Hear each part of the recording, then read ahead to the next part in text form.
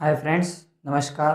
Welcome to my YouTube channel. Haematology का एक important topic के बारे में बात करेंगे जिसका नाम है हीमेटोपोएटिक। डीएमएल स्टूडेंट के लिए बहुत इंपॉर्टेंट टॉपिक है, उसके बारे में आज अध्ययन करेंगे। तो यहाँ पर हमने लिखा हुआ है हीमेटोपोइसिस। इसको हम हीमोपोइसिस के नाम से भी जानते हैं, हीमोपोइसिस। इसकी यदि हम डेफिनेशन की बात करें, यहाँ पे लिखा हुआ है हीमेटोपोइसिस। हीमेटोपोइसिस, तो यहाँ पे जो हीमेट है, हीमेट हीमेट का मतलब है ब्लड, और पोइसिस, जहाँ पर भी पोइसिस वर्ड होगा, पोइसिस, ठीक है, उसका मतलब हो जाएगा फॉर्मेशन। तो फिर हमें इसकी डेफिनेशन लिखनी हो तो इसकी डेफिनेशन ये होगी कि फॉर्मेशन ऑफ ब्लड के फॉर्मेशन को हम हीमेटोपोइसिस कहते हैं, हीमेटोपोइसिस कहते हैं। उसके बाद में ये डेरिवेट कहाँ पे होता है, blood of formation of blood, या फिर ब्लड कंपोनेंट भी लिख सकते हैं, ब्लड कंपोनेंट। ये जो ब्लड कंपोनेंट, तो वो डेरिवेट कहाँ से होते हैं, डेरिवेट होंगे, जो ब्लड कंपोनेंट होते हैं वो डेरिवेट होंगे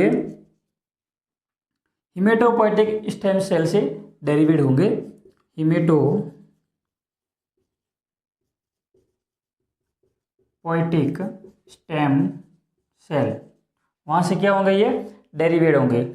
उसके बाद में इसका जो शॉर्ट फॉर्म है, इसका शॉर्ट फॉर्म है SSC, इसका शॉर्ट फॉर्म है। इस SSC के अंदर भी एक क्वालिटी होती है, सेल्फ रिन्यूइंग सेल। इसके अंदर ये एक क्वालिटी होती है। इसका मतलब क्या हुआ कि कोई भी, जैसे ये जो हमारे बोन मैरो होते हैं उसके अंदर जो स्टेम सेल होती है, मान लिया कि 5 स्टेम सेल है, 5 स्टेम सेल है, तो ये जो स्टेम सेल बोन मैरो से डेरिवेट हुई बोन मैरो के अंदर, तो ये क्या करेंगे, एक मैच्योर सेल का निर्माण करेगी। मैच्योर सेल का निर्माण जैसे आरबीसी कर लिया या डब्ल्यूबीसी कर लिया, कोई भी सेल का ये एक मैच्योर सेल का निर्माण करेंगी। जब निर्माण करेगी उस टाइम ये क्या करती है कि डॉटर सेल को छोड़ देगी। 3 डॉटर से 2 या 3 जो डॉटर सेल होंगी उसको ये रिलीज कर देगी, 3 डॉटर सेल होंगे उसको रिलीज कर देंगे, और जो ये डॉटर सेल है ये इसके अगेंस्ट काम करेगा, अगेंस्ट काम करेगा। अगेंस्ट करने के बाद में वापस से ये रिन्यू सेल को रिन्यू करेगा। उस अगेंस्ट काम करने के बाद में वापस से मैच्योर सेल बनाएगा। जैसे ही मैच्योर सेल वापस बनाएगा तो वापस से फिर 2 या 3 डॉटर सेल रिलीज करेगा और वापस वही उसके अगेंस्ट काम करेगा। उसी प्रकार से इसमें ये क्वालिटी होती है सेल्फ रिन्यूइंग सेल, इसको कहा जाता है। यहाँ पर हमने ये देख लिया। उसके बाद में हम देख लेते हैं कि इसका फॉर्मेशन कहाँ पे होता है, ब्लड का फॉर्मेशन कहाँ पे होता है। फॉर्मेशन की यदि हम बात कर ले, बिफोर बर्थ मतलब अभी तक तो बच्चे का जन्म भी नहीं हुआ है, तो फर्स्ट टाइम कहाँ पर ऑकर होगा, first time occur in yolk sac of embryo।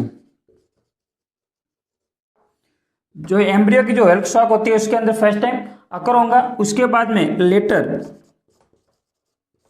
उसके बाद में ये लीवर में होगा, स्प्लीन में होगा, थाइमस में होगा, लिम्फ नोड में होगा, लिम्फ नोड में इसका फॉर्मेशन हो जाएगा। उसके बाद after birth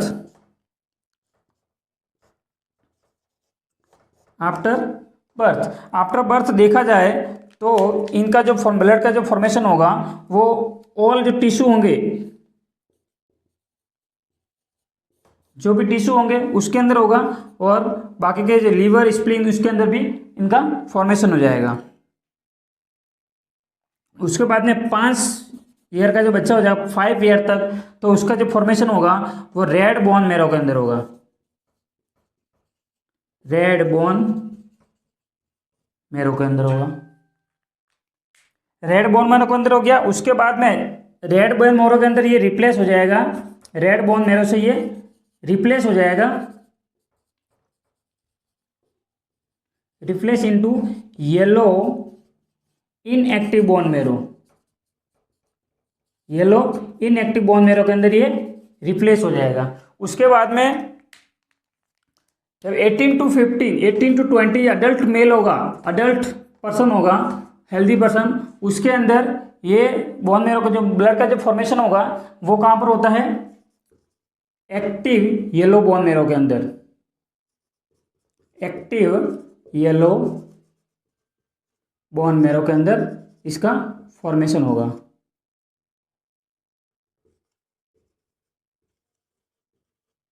yellow bone marrow हमने देख लिया कि हीमेटोपोइसिस, हीमेटोपोइसिस वर्ड से मतलब से हमें पता चल रहा है कि हीमेटोपोइसिस क्या है।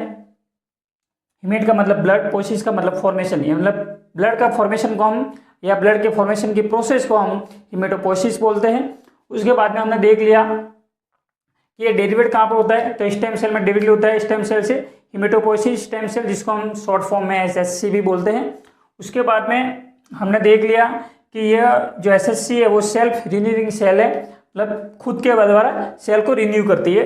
उसके बाद में हमने देख लिया कि इसका फॉर्मेशन कहाँ पर होता है ब्लड के अंदर, ब्लड का फर्स्ट टाइम कहाँ पर होगा, यॉल्क सेल के अंदर होगा, एम्ब्रियो की। उसके बाद में लेटर उसके बाद liver, spleen, thymus, lymph node, उसके अंदर इसका फॉर्मेशन होगा। उसके बाद में आफ्टर बर्थ होगा, और जो जितने भी टिश्यू है उसके अंदर हो जाएगा। उसके बाद में 5 साल तक देखा जाए तो इसको रेड बोन मेरो के अंदर इसका फॉर्मेशन होता है। और जब 5 साल के बाद में उसका जो रेड बोन मेरो उसके वो रिप्लेस हो जाएगा, इनएक्टिव बोन मेरो के अंदर रिप्लेस हो जाएगा। और जब उसकी 5 साल के बाद में जो एज है वो एक्टिव 18 से 20 साल की एज के अडल्ट पर्सन के अंदर वो एक्टिव येलो बोन मेरो के अंदर फॉर्मेशन होगा उसका। आज हम इतना ही देखते हैं, वीडियो थोड़ा बड़ा बन जाएगा इसीलिए।